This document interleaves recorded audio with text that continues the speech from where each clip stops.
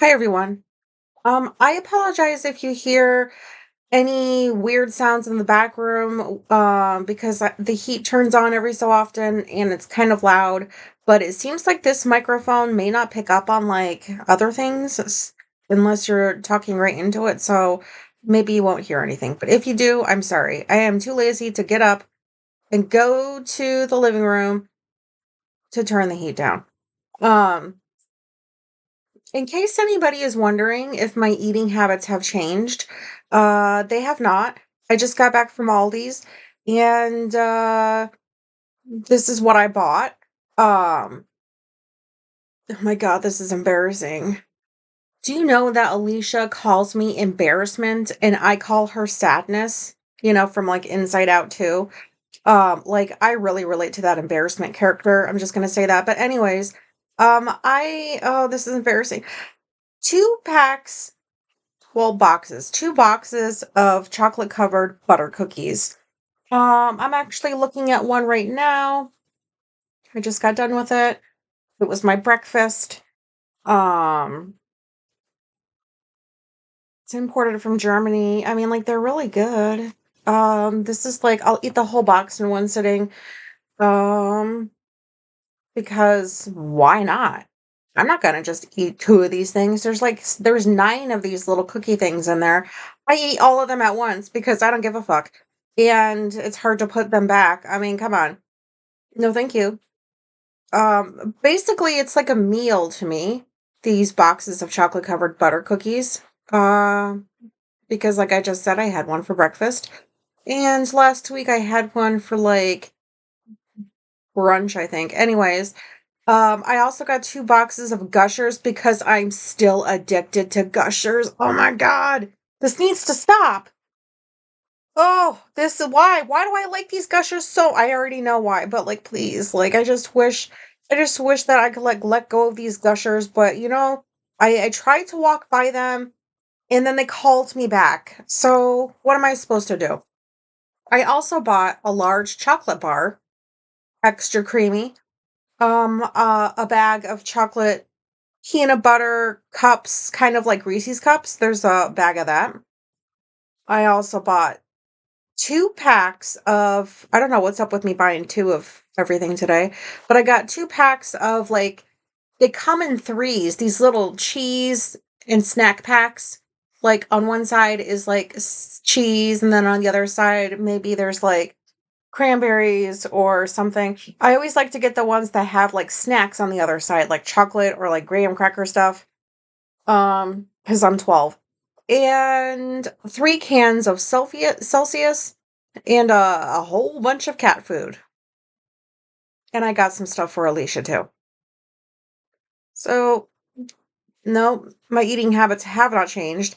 And now that I've already done my blood work, I don't know what my numbers are yet because I haven't heard from the doctor. I don't know if it's on the portal yet, but anyways, like I just figured I already went to see the doctor. I've had my yearly visit, even though it's been like many years since I've seen the regular doctor. And so I'm just gonna keep eating what I want to eat, unless my blood work says something different.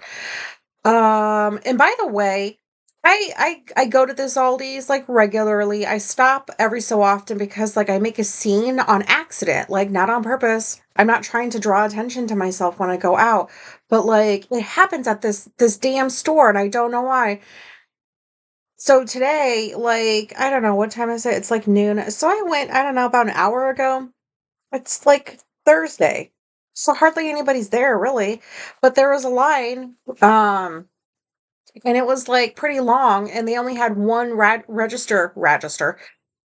They only had 1 register open. Oh, I did not know why I did that.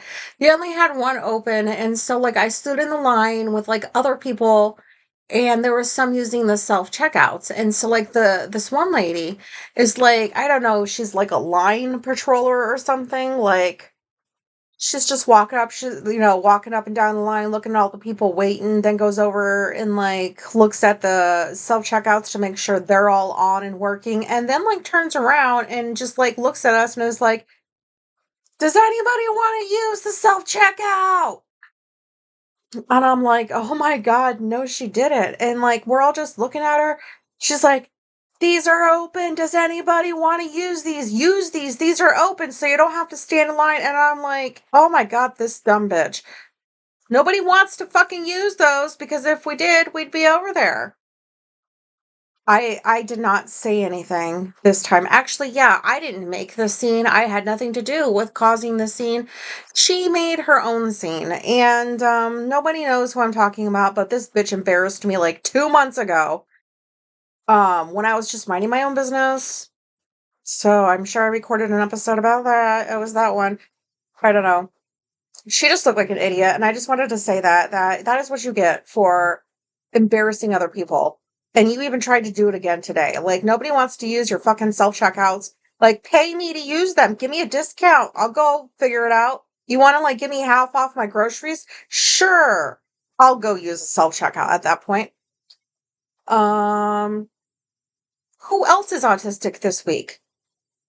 Not who else, because this is the first episode I'm doing this week. So, who is autistic this week, you might be wondering? Well, not everybody's going to know who this is, even people who live in the States, but I am 1,000% sure Ketanji Brown Jackson, the first Black female Supreme Court judge, justice, whatever, that bitch is autistic. I'm listening to her 19-hour audiobook. I don't know why people are doing such large books these days. Um, but I'm getting toward the end of it, which means I have 6 hours left. And she's at the part where she's talking about how her daughter used to be when she was a child. And everything she's describing about her daughter sounds very autistic. And then she actually makes the comment like how her way of seeing the world and her way of thinking is like different from her daughter's. And it actually doesn't sound different at all to me. So I don't think Katanji knows that she's autistic.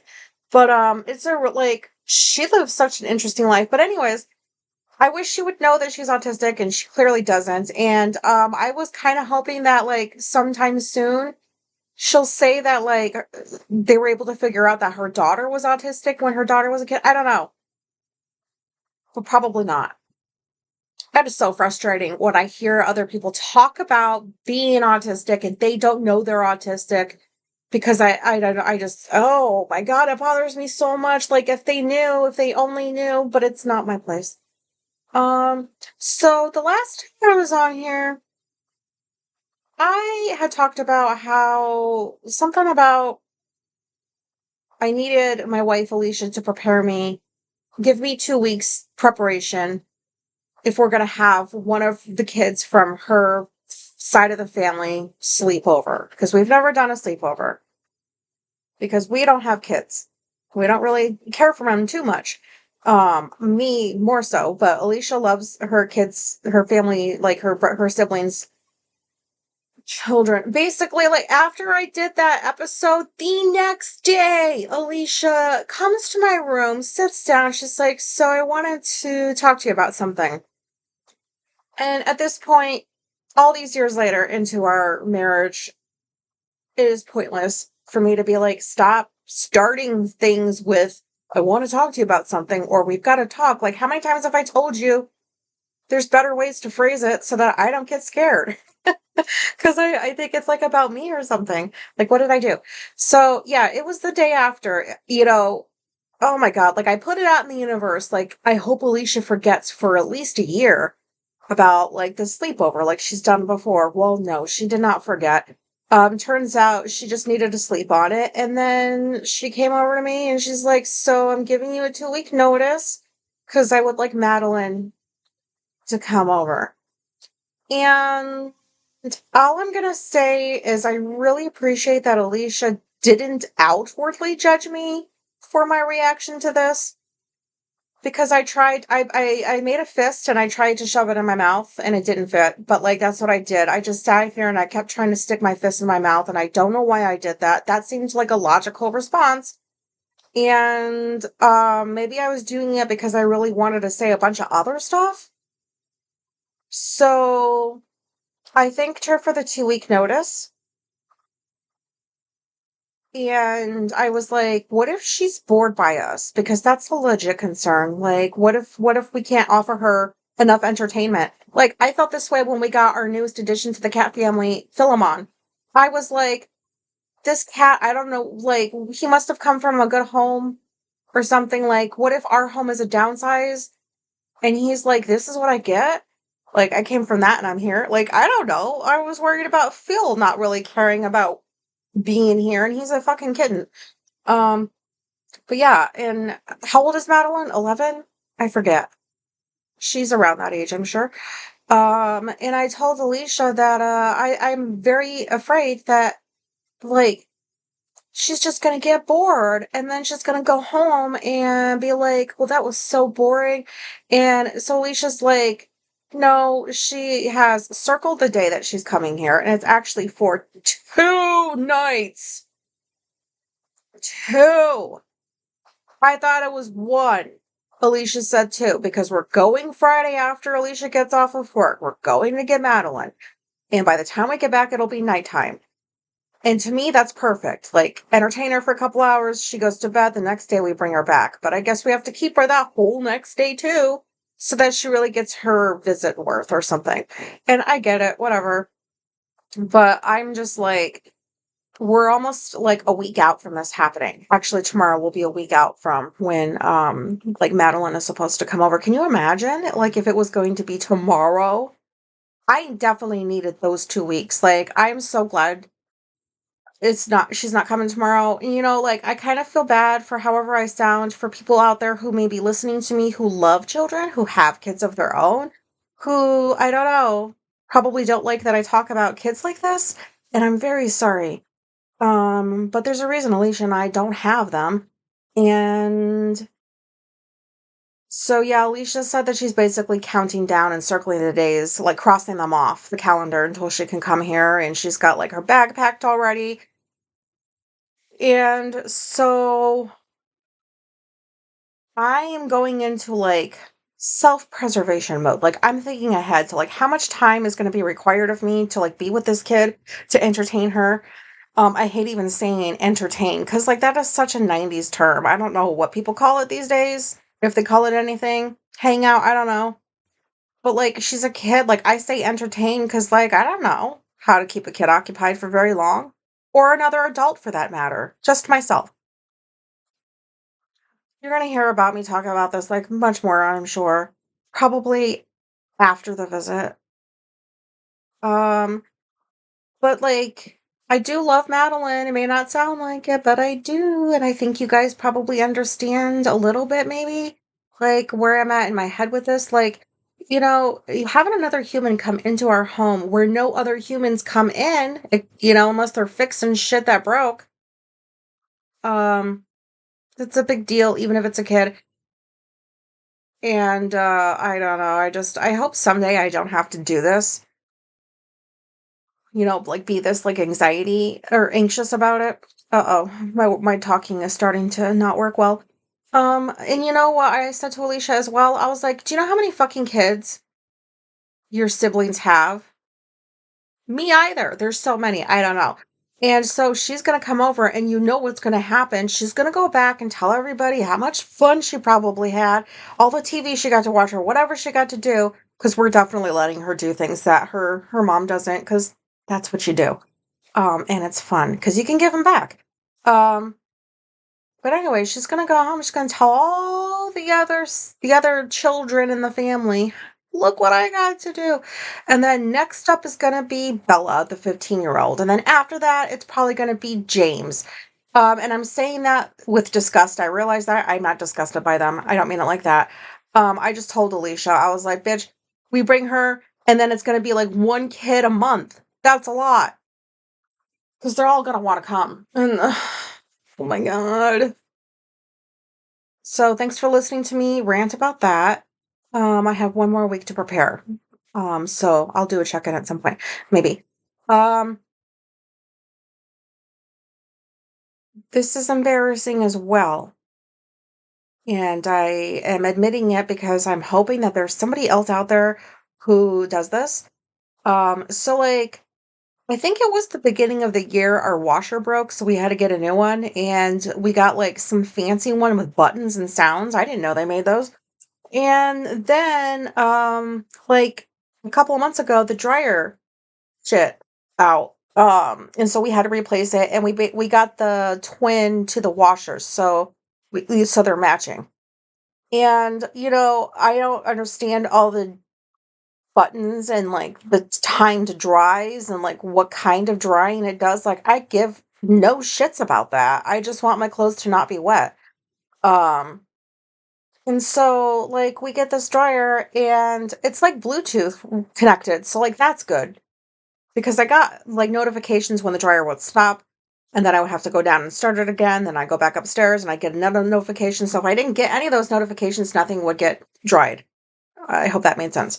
And so I kept going down because it kept like turning off after 5 minutes because of some dumb setting where, like, as soon as the dryer senses that something might be dry, it just assumes everything's dry and it stops working. And so then, like, I brought Alicia down and we figured out that there's this timed dry function because that's all I was ever looking for was let me control how long these clothes stay on for.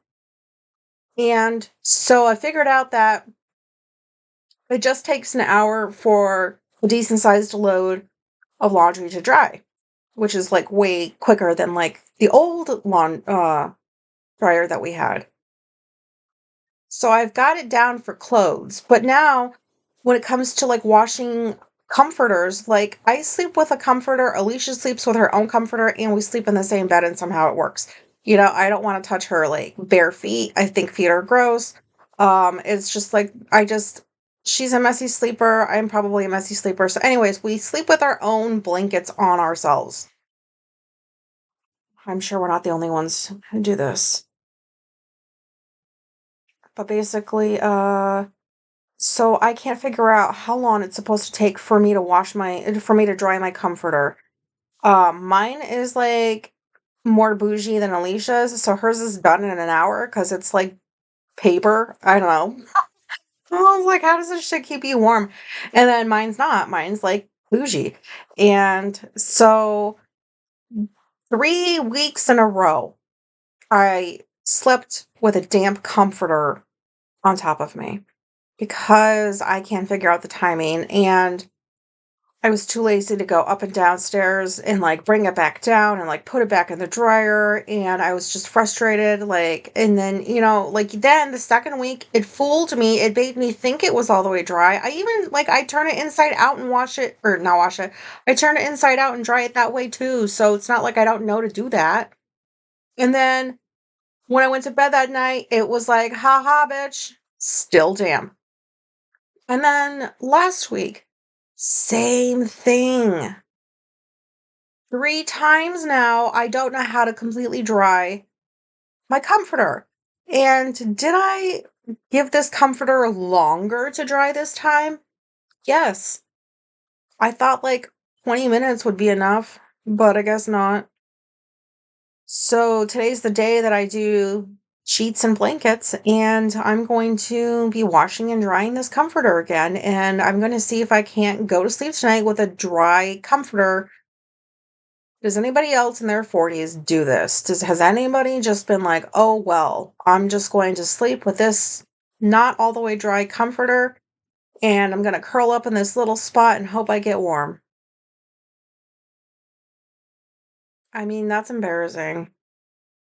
Right? And I feel a little embarrassed. Please, is there anybody out there that did this or does this or had this happen to them recently? Like, it may not sound like a big deal, but it is. Because who the fuck goes to sleep with a damn comforter? Like, the bed is where you're supposed to be comfortable, not like trying to, like, like shiver yourself to sleep or something. It's just, I can't get this stuff down. I'm lazy. And also, where am I out of time? Oh, not that bad.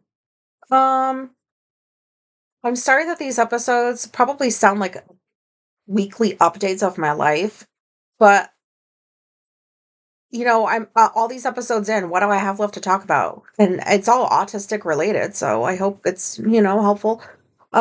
So Tegan and Sarah have a catfishing documentary on Hulu, which I was shocked about. I did not know this until Alicia pointed it out to me, and oh my god.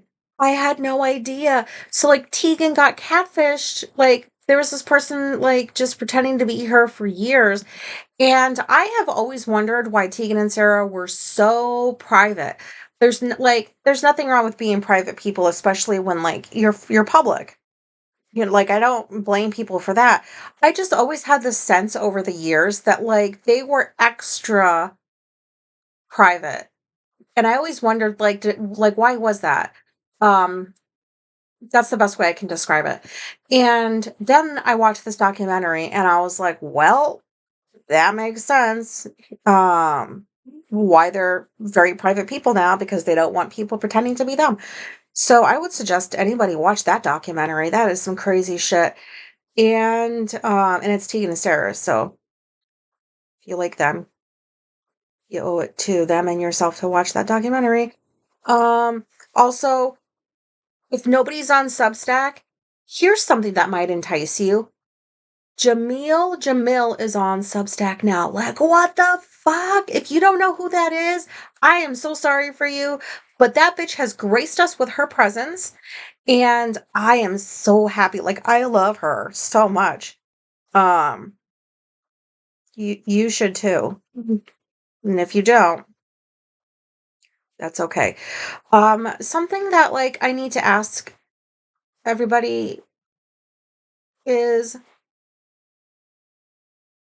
why the fuck are there vacuum repair shops and how are they staying in business? How did they make it through the pandemic when lots of businesses had to close down? How did they stay open? Like, I asked this because we were driving somewhere last week and like I just was like I just noticed this vacuum repair shop. It's not the first one I've seen, but like my brain didn't want to let it go and I just sat there and I'm like thinking to myself, how does a place like this stay in business? Because that means you're going to have enough vacuums on a like pretty regular basis to have to fix in order to make money. And then what does that say about like the people that live in that area? Like all these vacuums are just breaking down like every other day or something. And then like people just rush to this vacuum repair shop to get it fixed. Like, who brings in their vacuums to get them fixed? Like, why not just buy a new one? Because isn't that like depending on where you go, sometimes like that might be about as much as like you would pay to have somebody fix the old one. I don't know. I just think that's the weirdest fucking thing is like who sits there and I know it sounds like I'm making fun of these people that do vacuum repair shops. I'm not. I'm not making fun of them. I'm trying to understand how this is a business, how you can profit off of this, and then like what in the first place gets you into this? Like when do you decide what I'm going to do with my life is like repair vacuums, like this is my calling. I need to understand this. I need to know how do they stay in business? What's the demographic? Like who's bringing their vacuums to get them fixed? Like because I'm lazy. And I do understand not everybody can afford to get a new vacuum on the spot. Like we don't have money just laying around to just go buy things like that. So like I get it. But seriously, like I'm not going to bring my vacuum. I'm not going to take it out of my house where it belongs, put it in my car, drive it to this building, bring it inside, pay somebody to fix it, put it back in my car, bring it back home, like, vacuums are used indoors. Shouldn't, like, the vacuum people come to you? Because plumbers come to you because your toilet is in your house and your sinks are in your house. You don't take those out and about with you. So, why can't people just come to your house to fix your vacuum? Or do they do that? And I just don't know. Can anybody help me with this? Because I don't understand. Um, and last thing I have to say today is I don't like to talk bad about people like on here. I don't like to be like I don't know how to say this. Basically somebody followed me on Instagram with ABA in their username and they identify themselves as an ABA expert and they started following me and I'm so confused because there's nothing about me or the shit that I post that says I am an ABA supporter. So I go look at this dude's page. Gross. Just Gross. Dirty soul, man. That person's got a dirty soul, the shit that he was posting. Like, come on. It's like dehumanizing autistic people. And then, like, um, I just blocked him. And, like, I blocked people. Like, I haven't blocked people in a while, actually, because I haven't come across any assholes. But, like, I don't even want anybody looking at my stuff if, like, I know it's, like, kind of impossible because it's the internet. But, like, I don't want somebody following me that's, like, an ABA self-proclaimed expert. And then he's got over 1,000 followers who are believing this bullshit. And this is the first time I've come across somebody.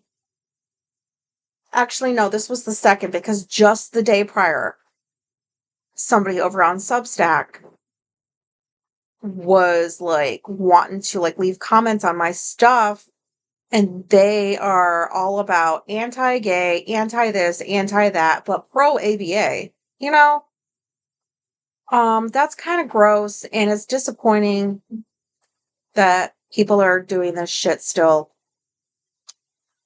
And like that one on Substack was like vaccines cause autism. Like, dude, you're autistic too. You think vaccines cause your autism? Like, what the fuck is wrong with you?